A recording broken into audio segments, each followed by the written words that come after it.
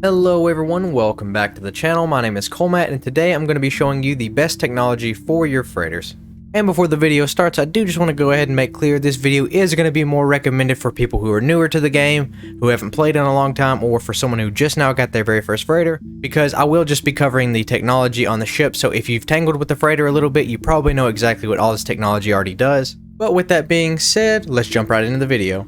So the first thing you're going to want to do once you land on your freighter is you're going to want to go up through your teleporter, or you can take the stairs. Either way, we're going to be looking for the control panel here. So you're going to see we're going to have this guy on the left and we're going to have the captain in the back. That's how you know you have it lined up correctly. We're going to go into the upgrade control and then we're going to hit base parts and upgrades. So here's where we're going to have the stuff for our fleets. We're going to have all our hyperdrive upgrades here. We're going to have the matter beam, which is going to allow us to transmit our materials whether we're on the ship or not, so we can be on a planet, we can go ahead and transmit it up to the ship, which is really useful. And some new technology with the newest freighter update. You can see here we have the interstellar scanner, so this is basically going to be your economy scanner but for your freighter. Mainly the big thing you're going to want to buy on this page is going to be the matter beam. Now if you have the salvage frigate modules for it, go ahead and buy everything, but the matter beam is the #1 thing that I would grab for sure. But all we want to do now is just go to the next page over. So you can see up top, we can just go ahead and click this and we can go over to the next page. Now for the purpose of this video, I have went ahead and got all the technologies that were available here. So you can see the stuff over on the left side I haven't gotten because it's all the catwalks, the platforms, stuff like this. This isn't necessarily technology, this is just stuff to make your freighter base look a little bit better. So again, go ahead and get that if you need it, but for the purpose of this video, I won't be showing those off because they don't serve any purpose outside of your cosmetics. So now that we have all these items purchased, we'll just go ahead and show what each individual one of these do. And just to make it easier, we've just made a blank room here to go ahead and show all the different parts. And I have actually went through with the newest 4.0 update. I went into the difficulty settings and I've turned the crafting to free as well as the purchases, so I was able to go ahead and get all the technology. And the first piece of technology we have is the fleet command room. This is what's going to allow you to go ahead and send out your fleets on expeditions. So we can go ahead and place one here. Now we will need one of these for every single expedition we want to send out. So you can send out 5 frigates per expedition, but you can only do 1 expedition per fleet command room. So you can see here, there's nothing here. We can walk up to it. It won't really give us any information. It just tells us that there's nothing assigned, so we'll go ahead and leave. Now what you would do if you wanted to go ahead and send out your fleets is you're going to want to go back to this control terminal. Now it may be laid out a little bit differently on yours, but you're just going to want to go back to the center. You're going to look for your plan and dispatch. We're going to view the potential expeditions, and then this is where you'd be able to send them out. So we'll just choose a balanced expedition and we will send out the Normandy on this one. So we'll just go ahead and send that out. And then we can go ahead and launch it. Now it says we do need 150 tons of fuel. Luckily I already had some. If you didn't, you'd be able to craft it there. And this is also where you would be able to put your upgrade modules. I don't have any because I didn't unlock them, but if you did have them unlocked, you can see the different things that they would do. Sometimes it'll make it a little bit faster, sometimes you'll get better stuff back. So it all depends on what you want to do. I personally don't think these are really worth it because normally I send my expeditions out before I get off and then the next day they're done, but it depends on how you want to play. So go ahead and use those to your advantage. We'll go ahead and launch the expedition. And now that we've headed back, you can see this now has our Normandy on here, and we would be able to go ahead and manage the expedition. We can go in, connect to the ship. He'll tell us exactly what's going on, give us some progress about how long it's left. So we have 20 hours, 34 minutes left, and then we could abort it if we wanted to. I'm not going to in this case. We'll just go ahead and leave. Now, a few things you want to know. If these are green, that means that the expedition's done. If they're red, it means that that specific ship has been critically damaged and you might want to go ahead and recall it. But that's really all you're going to have to know for the fleet command room. Again, this is one of the most useful pieces of technology for your freighter. It allows you to get all kinds of different stuff, as well as now with the new living frigates, you can bring back upgrades for your living ship. So definitely go out and use these. They're going to be well worth your time. Up next on the list, we have the scanner room. Now, this one is pretty self-explanatory. We're going to go ahead and place this here. So it gives a diagram. Now, this isn't a current diagram of the system. I really wish that that was a little detail that they had, but it still looks really cool. What we're going to do with this is we'll go ahead and pull up our menu here. We'll go over to discoveries. And in this case, we've already explored the entire system. Let's say that this system hadn't been discovered yet. We would go ahead, activate this probe, it'll pull up the planets, and we would be able to see exactly what's on every single planet without having to get out of the ship and explore it ourselves. So it's really nice if you're looking for a particular type of planet or if you're looking for a very particular type of mineral. Very useful piece of technology, but that is all it does. Up next, we have the teleport chamber. Again, this one's pretty self-explanatory. We'll go ahead and place this down. It is just a teleporter that is built in for your freighter, so we can go ahead and use this, and we can teleport to any systems, any bases that we have been to, as well as the space stations. I wish you could go straight to the anomaly, but it doesn't allow you to do that, unfortunately. You still have to get out and go into space to go to the anomaly, but still very useful.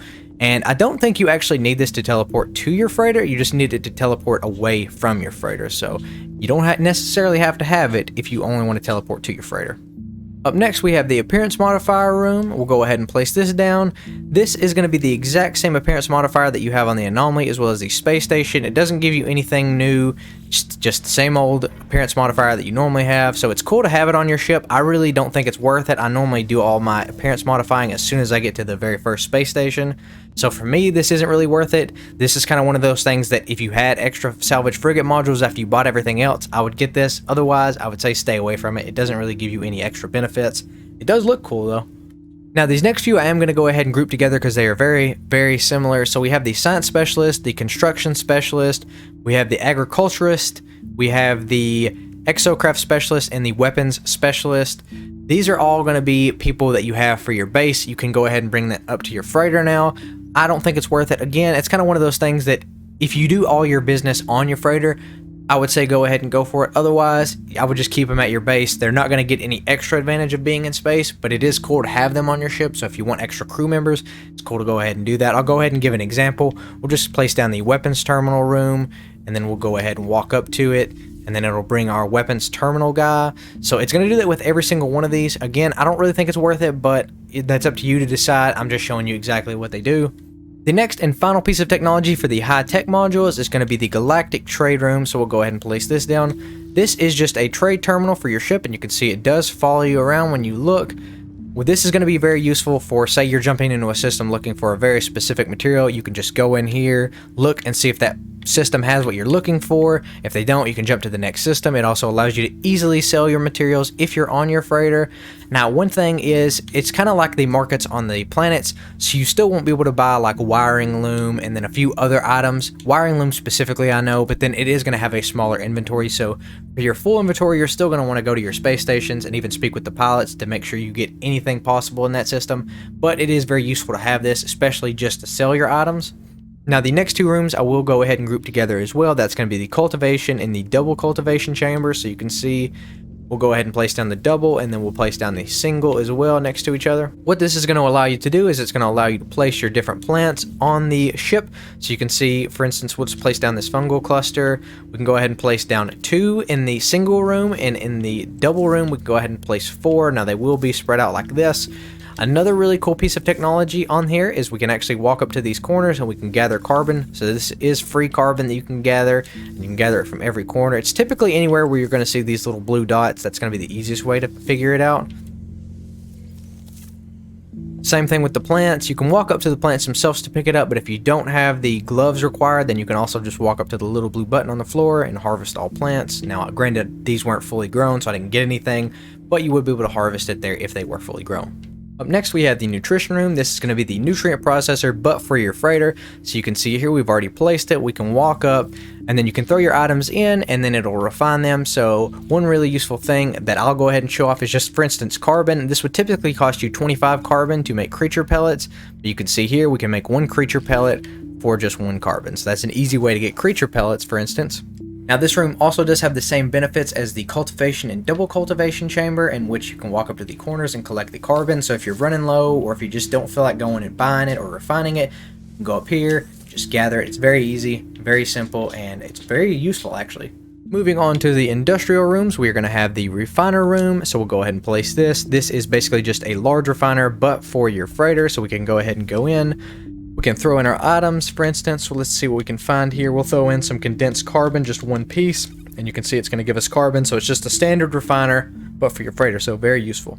Up next, we have the stellar extract room. Now, what this is going to allow you to do is gather different materials depending on what type of system you're in. However, in its current state, I don't really think that it's all that worth it. Hopefully they change that in the future, because it is definitely a very cool piece of technology. But again, the payout's not really that great, and I don't think it's worth the materials required. Anyways, we'll go ahead and walk up to this. So you can see here, it is for the yellow class system. So you are going to get different payouts depending on what system you're in. So yellow star, we're going to get paid out the chromatic metal, and it's going to give us 15 per hour. Now, depending on the system you're in, you may get some of these other materials. I'm not quite sure exactly which ones they pay out for which systems, so definitely go out and check on your own. I do know that chromatic metal is the payout for yellow class though. Up next is the Orbital Exocraft Materializer. I would say that this is the most useful piece of tech that you can get for your freighter, and I highly recommend that you get this, especially if you use the Exocrafts at all. What this is going to allow you to do is call in your mechs anytime that you are in the same system as your freighter. So typically you wouldn't be able to call in, let's say the Minotaur for instance, I would have to build a Minotaur base on a specific planet, and then I would be able to call it in on that planet anywhere I was. What this will allow you to do is just call it in anytime, so you don't have to build a new base every time you go to a new system. You just call in your freighter, and then you can call in all the same Exocrafts, which is very, very useful. And the final piece, or pieces I should say, of the industrial room is going to be the storage containers. We're going to have, of course, I'm going to group these all together, 0 through 9. All this is going to allow you to do is have extra storage space on your freighter and its own separate inventory. So we'll place down 0, for instance. We'll go over to our freighter now, and you can see we have our core. So we have, this is where you would normally be your general. You have your, or this is actually your tech, sorry, I'm not used to this new update yet. We have the tech here, we have the general or the cargo, and then you can see we have 0. So this is going to be all the extra storage that we just added, and of course you can add 9 of these. So you can have a bunch of storage, and what's really cool is this still works with your materializer that we had gotten before, so we can still go ahead and beam all the materials from our inventory straight into these cargo containers or vice versa. It kind of makes the storage containers for your base irrelevant at that point, but you know, I do think that this is way more convenient, and I do think you should do it this way. However, No Man's Sky is a game that you can play any way you want, so if you choose to build it at your base, you know, that is your own personal preference. I just think that this is a little bit easier, and that's how I prefer to do it. Anyways, with that being said, that is really all of the technology in current state that we have. So you can see there is a few other things like the doors, the corridors, and we have the same technology that we would have normally for our bases. I'm not really going to cover these because these are, again, base components. If you want me to cover these in a separate video, leave a comment down below and I will cover the most useful tech that you can have for your bases as well. But with that being said, guys, thank you so much for watching today's video. I know it's been quite some time since I've posted a video. However, I'm hoping to get back in the loop, and with your guys' continued support, it definitely gives me motivation to keep making these videos. So if you like this video, definitely consider leaving a like, and if you found this video helpful, definitely consider subscribing to the channel. It's free and it helps me out more than you will ever know. Anyways, guys, I don't want to hold you up any longer. Thank you so much for watching today's video. Peace out.